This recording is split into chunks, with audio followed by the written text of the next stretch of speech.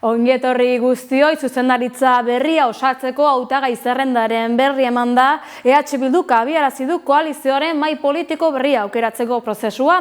Prozesua otsailaren 8an amaituko dute 3. kongresua egindakoan.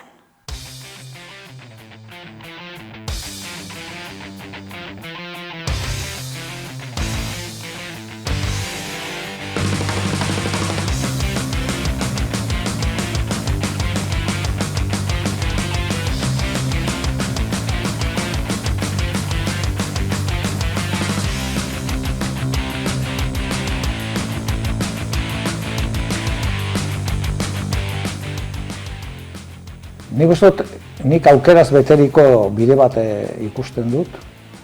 Beti ere garbi baldin badaukagu ezker independentista eta Euskal Herria Bildu eta mugimendua orokorrean ez baditu galtzen bere printzipio eta baloreak, ez badu bere konexio herritarra ongi mantentzen, eta horrek ekarri gaitu izatera Euskal Herri osoa kontuan hartuta lehen indar politikoa bozketetan. Hori ondala 15 urte inor gutxi pentsatzen zuen.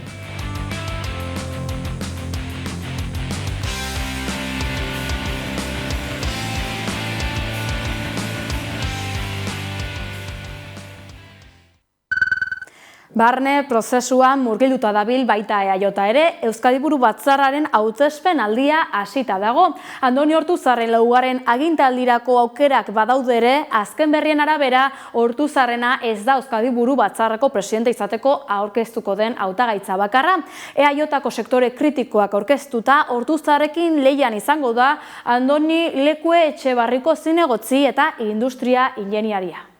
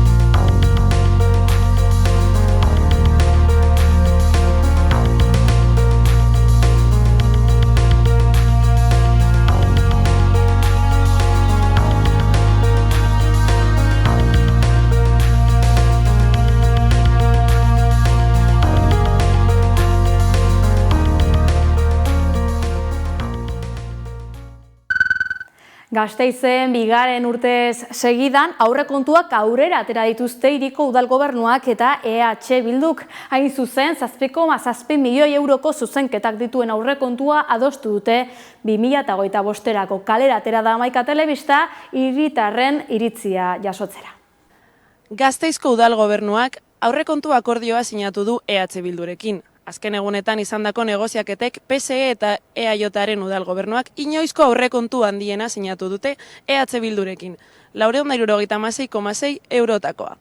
Babe soziala, etxe bizitza, aisialdia eta kirola dira aurrekontuak barne hartzen dituen ataletako batzuk. Gasteizko kaletara atera gara herritarren iritzia ezagutzera eta euren ustez Gasteizen non inbertitu beharko litzatekeen ikustera.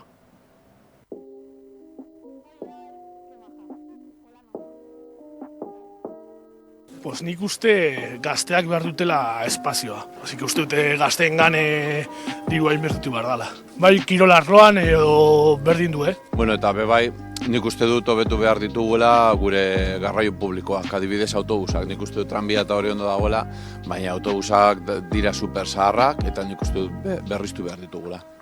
Uste dut bidegorri gutxi daudela hemen Gasteizen eta garraio sektorean edo inbertitu behar dela pixka bat gehiago. Kalistenia parkeak eta horrelakoak kalean kirola egin dezakegu eta ideia politak dira horiak. Enplegu politikak, nik uste dut jende asko dagoela langabezian edo lan prekarioekin, Bebai nik uste dut inbertitu behar dela dirua etxe bizitza gehiago egiteko, etxe bizitza publikoak. Gustatuko litzaidake ikustea agian espazio gehiago non gazteok edo gizartea orokorrean izateko laguntza osasun mentalean, espazio soziokulturalak. Uste dut hiriko zentroa adibidez hilda dagoela, igual komertzio gehiago edo denda gehiago.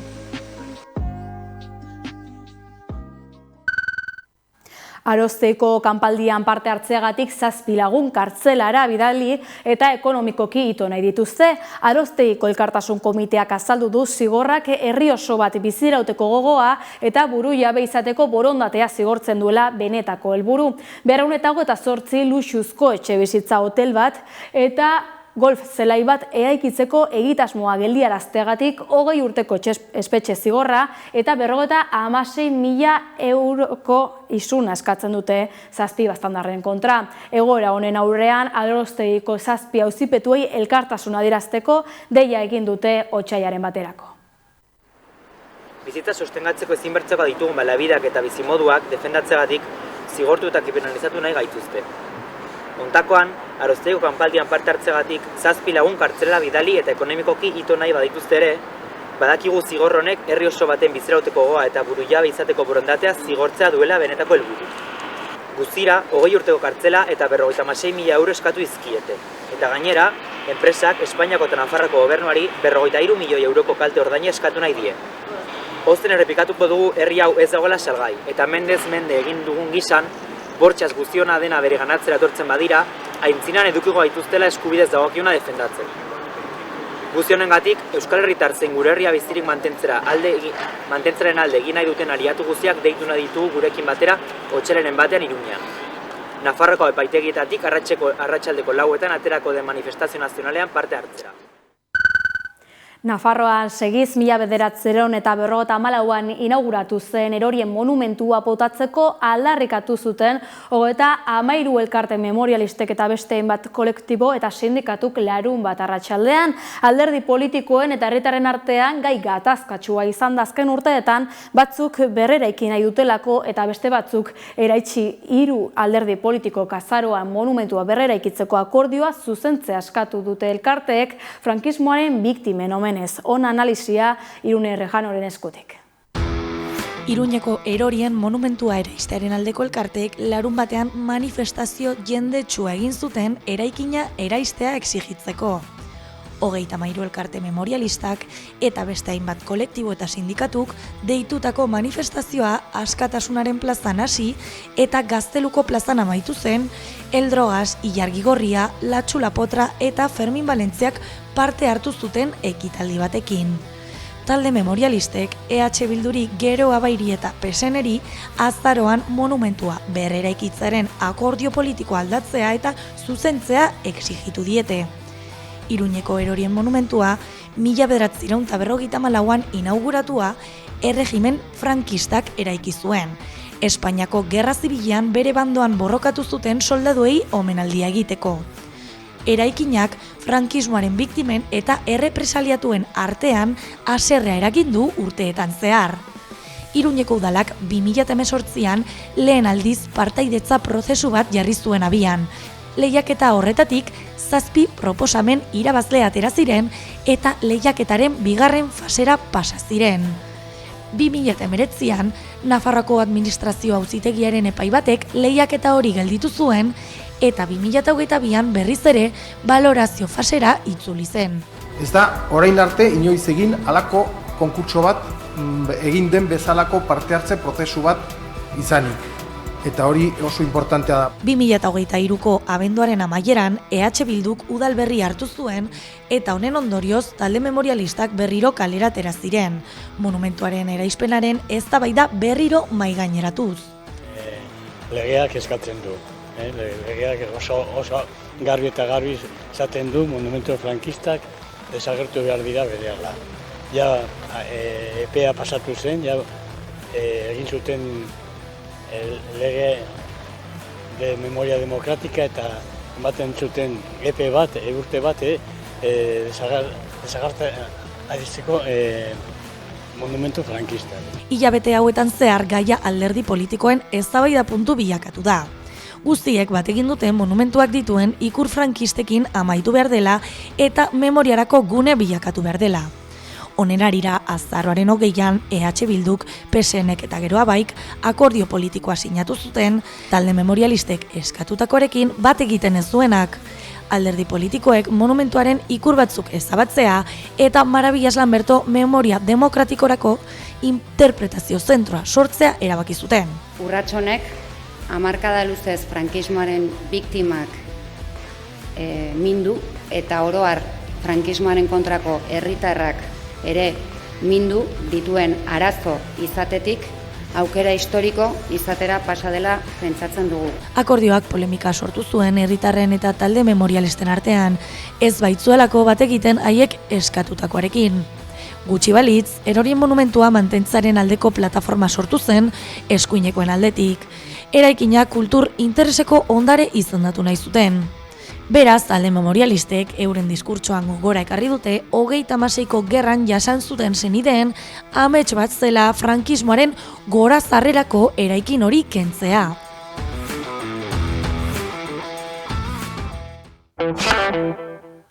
Hezkuntzari loturiko albistei dagokionez, Hezkuntza Departamentuak Oibarko ikastetxe publikoan D eredua ezarriko duela iragarri du.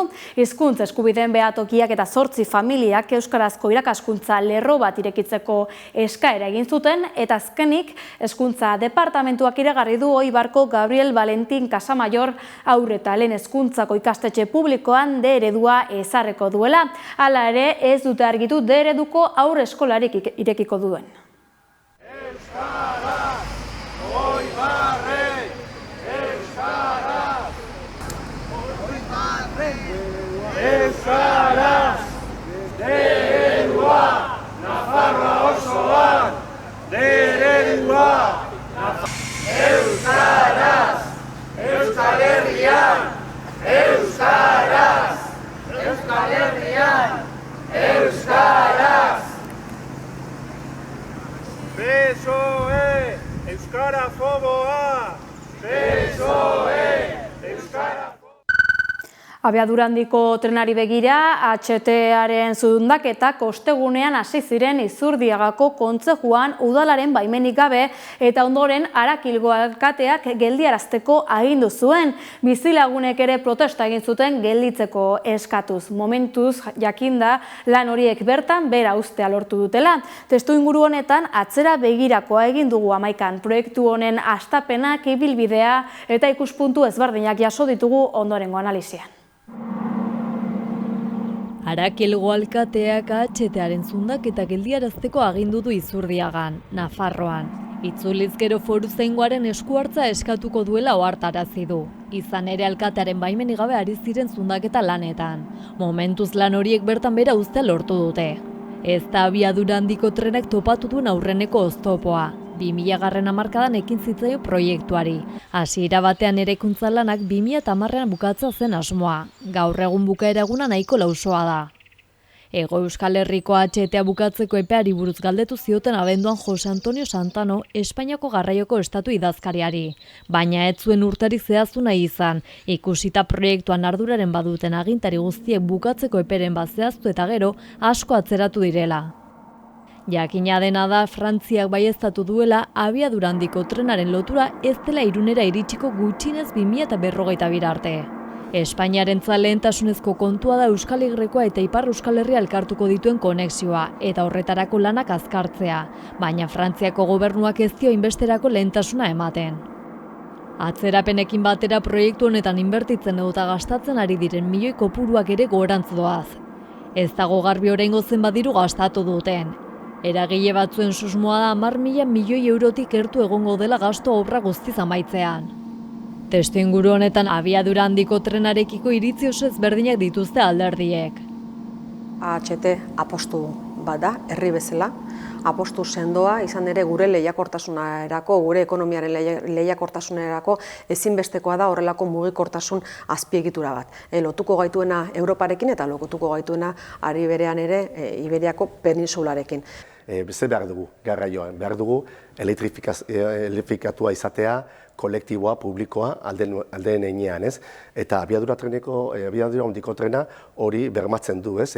Osotzen dira emisioak, oso txikiak dira, eta nik uste dut aurrera pauso nabarmena izango dela. Abiadura azkarraren trena kriston garrantzia dauka, eta ez bakarrik pertsonerantzat eta klima aldaketarentzat, baita ere komertzialki Europakin duen lotura ikusi dugu nola Parisekin, Frantziarekin daukagun eztabaida. Bitarte honetan diru asko gastatu dela, diru asko xautu dela neurri horretan, eta bazeudela beste alternatiba batzuk herritarrak erdian jarriko zituenak. Azken batean abiadura handiko trena, inondik inora ez doan tren bat delako, eta ez dituelako erantzuten herritarrek egunero lanera, ikastera, aisialdira joateko behar dituzten garraio bideak. Horrelako inbertsio bat konektatzeko, berdin zait, Donostia Madrilekin ez da beharrezkoa. Hainbeste milioi botatzea horretarako. Euskal Hirigune Elkargoak ere AHT proiektuaren kontrako jarrera finkatu zuen abenduan Baionan egindako biltzarrean. Oro har herritar askoren artean proiektuaren aurkako aldarria zen entzun da. Zenbait eragile kontra agertu dira eta bestelako proposamen batzuk azaleratu dituzte. Tren soziala lantzea, orain arteko trenbideak egokitzea, AHT-erako berriak eraiki beharrean, dagoeneko natura ezinez lehen gora itzuli porlana botatako lekuak bidegorri gisa erabiltzea, 10 alternatiba aurkeztu dira urteotan proiektu honen ordezko.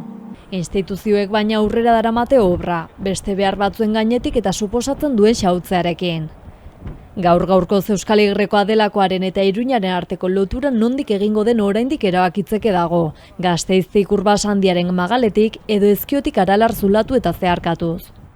Alderdien artean barne harremanetan lurraldez lurralde desakordioak izan dira. Dena dela Santano Espainiako garraioko estatu idazkariak esan zuen, erabakia ez dela urte honen hasieran hartuko eta gehiago luzatuko dela.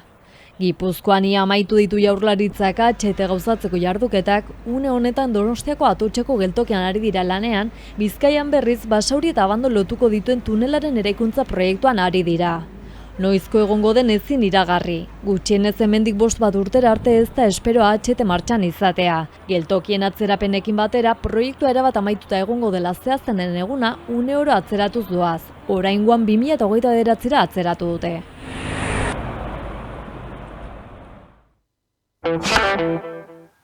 Nazioartean, 15 hilabete igaro dira ekialde hurbileko gatazkarik luzeenaren azken kapitulua hasi zela, pasaden igandean jarri zen indarrean bi aldeek Katarren adostutako su-etenaren akordioa.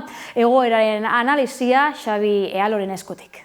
2023ko urriaren 7. Munduaren ordena eta bereziki ekialde hurbila are hankaz gora jarri zen eguna.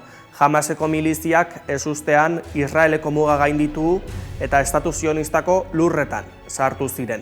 1.200 pertsona hil, ia 15.000 zauritu eta 250 baitu zituzten. Horien artean Iban Iarramendi, euskaldun, hil zuten.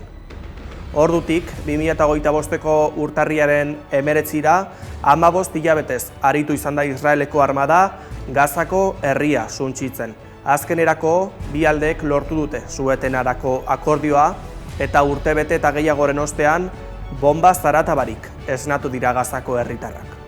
Urtarriaren 19ko goizeko 11ak pasata sartu zen indarrean, Hamasek eta Israelek Katarren lortutako su-eten akordioa. Aurre ikusitakoa baino 3 ordu geroago. Gaur-gaurkoz hitzartutakoa betetzen ari dira bi aldeak.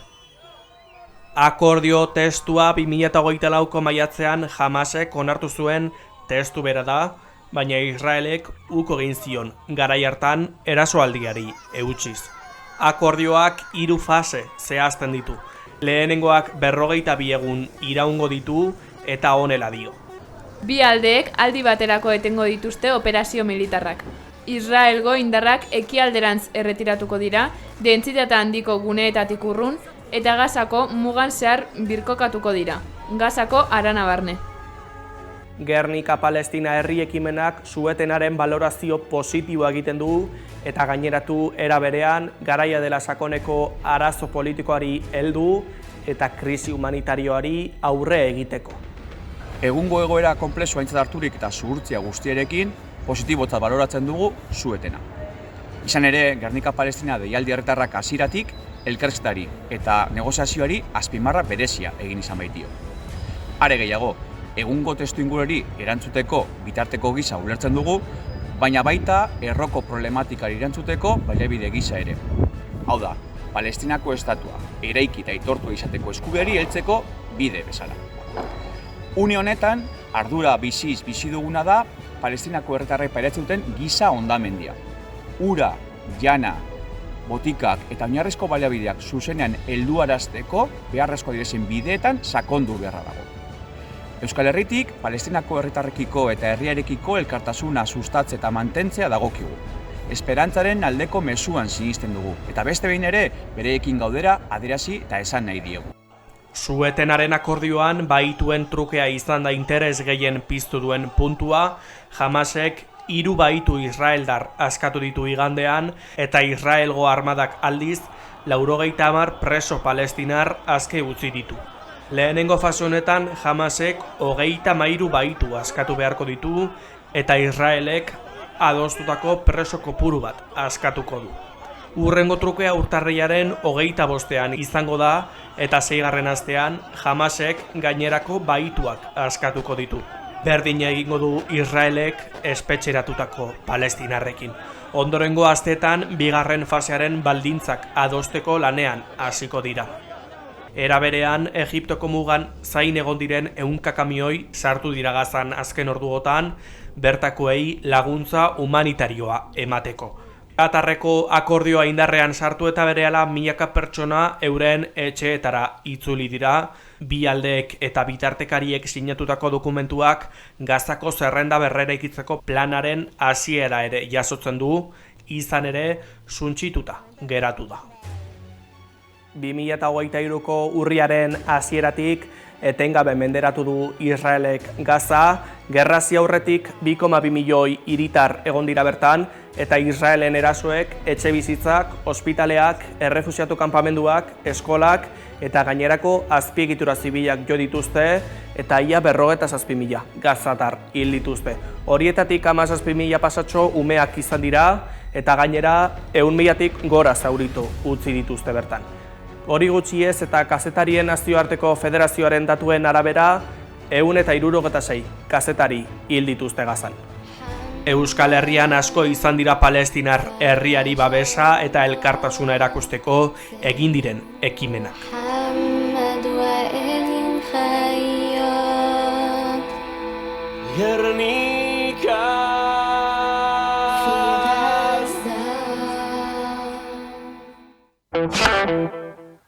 Kultur arloan ostiral honetan emitituko dugu gurean euskarak pantaietan bizi duen egoera jasotzen duen urak eginen du bide ikus-entzunezkoa, dokumentalaren egileekin elkartu gara.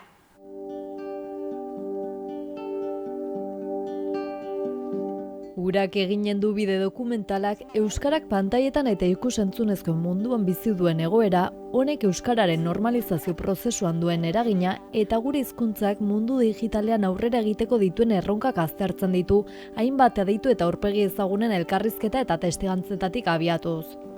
Dokumentalaren zuzendari egile eta ekoizleekin elkartu gara, June Agirre Ales Altuna eta Oier Markotegirekin. Ikus-entzunezko komunikazioa ikasi dugu Mondragon Unibertsitatean, eta urak eginen du bide dokumentala gure gradu bukaerako lana izan da. Egin behar dugu txosten bat, ikerketa bat, eta horrekin batera ikus-entzunezko pieza bat. Eta hasieratik argi genuen dokumental bat nahi genula, eta ideia kezka batetik atea zen, ez? Azkenean guk ikus-entzunezko komunikazioa ikasi dugu, eta etorkizun batean mundu hortan egongo gea. Eta gure ama hizkuntza euskera da, orduan pixkat kezkatik abertze gaur egungo digitalizazioakin eta gaur egungo ondian aldaketa guztikin, aber euskera ikus-entzunezko mundun nola egongo zen etorkizun batean. Ez pixkat kezka horretik abiatu zen, eta pantailak euskera zekimena ezagutu genuen, eta gustatzen zitzaikun ze lan itezun, eta ze nola moldatzen zen, eta horregatik bereikin jarri ginen harremanetan, eta esplikatu genien pixkat zein zen gure ideia, zein nahi genuen, Eta beraiek hasieratik kriston erraztasuna jarri dizkigute, oso ondo iruditu zitzaien, gaina beraiek esan zuten justu izela pentsatzen, laster, pixat aurrego dokumental bat itea, eta orduan oso ondo iruditu zitzaien.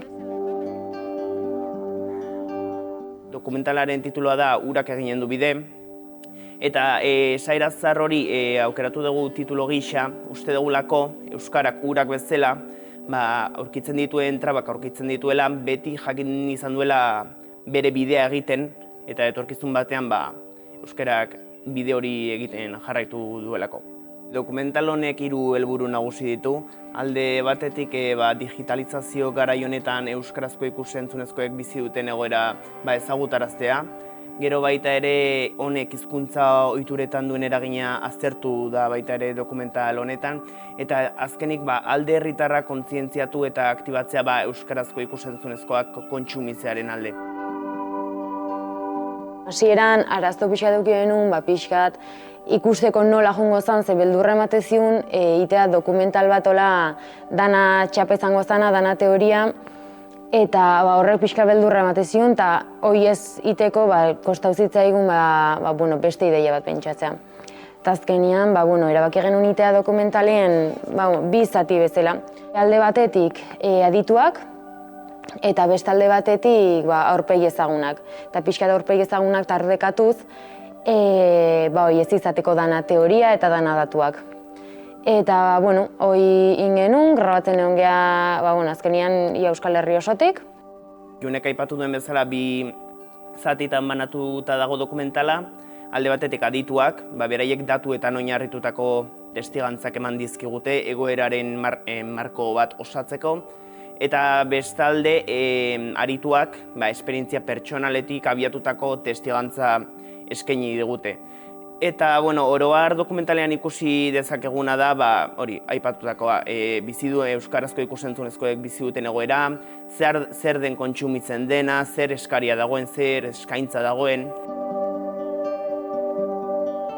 Kriston erraztasuna jarri dizkigute elkarrizketatuk, 14 ditugu, eta danak lehenengoan baietz esan ziguten, gaina asko beraien bulegoa, beraien lantokia utzi dute grabatzeko, eta horregatik oso eskertuak. Eta Pantailak Euskarazen aldetik kriston erraztasuna jarri dizkigute kontaktuak lortzen, pila lagundu diguten.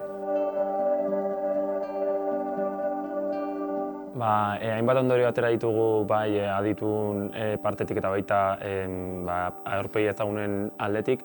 Eta egia da ondorio nagusia izan dela hizkuntza ohituretan eragin handia dutela ikus-entzunezkoek, eta azkenen euskarazko eskaintza baten aldez baditen apostu, azkenen horrek eragina dauke gero euskaran zabalkunden eta hori guztia.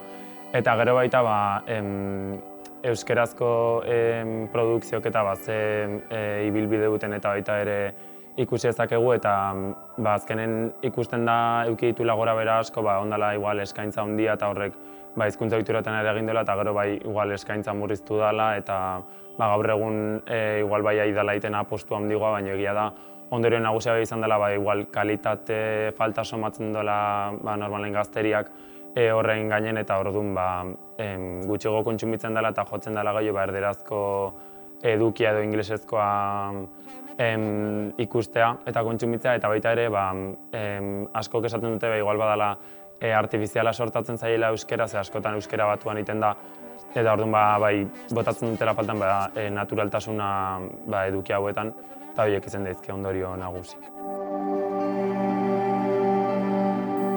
Nik uste batez ere falta dena eskaintzari dagokionez dela euskarazko fikzioa, eta batez ere agian gazteengan pentsatuta. Askotan ekartzen dira produktuak kanpotikan, baina guk uste dugunat da instituzioek eta boteredunek garatu behar dituztela estrategia sendoak euskeraz eta euskeratik pentsatua.